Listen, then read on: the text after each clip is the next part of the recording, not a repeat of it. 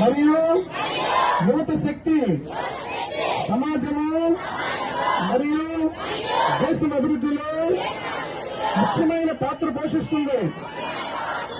అందువల్ల గరిష్ట సంఖ్యలో యువత మాదక ద్రవ్య రహిత భారతదేశ ప్రచారంలో చేరడం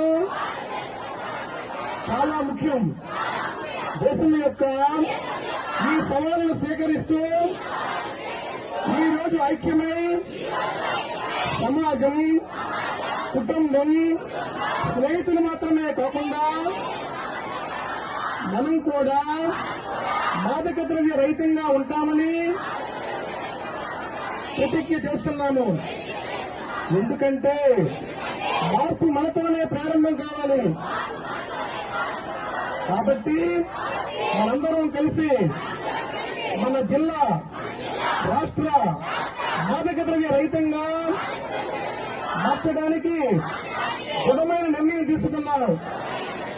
పార్వతీపురం మన్యం జిల్లాని మాదక ద్రవ్య రహితంగా మార్చుదాం. నా దేశాన్ని మాదక ద్రవ్య రహితంగా మార్చడానికి నా శక్తి మేరకు నేను ప్రతిజ్ఞ చేస్తున్నాను.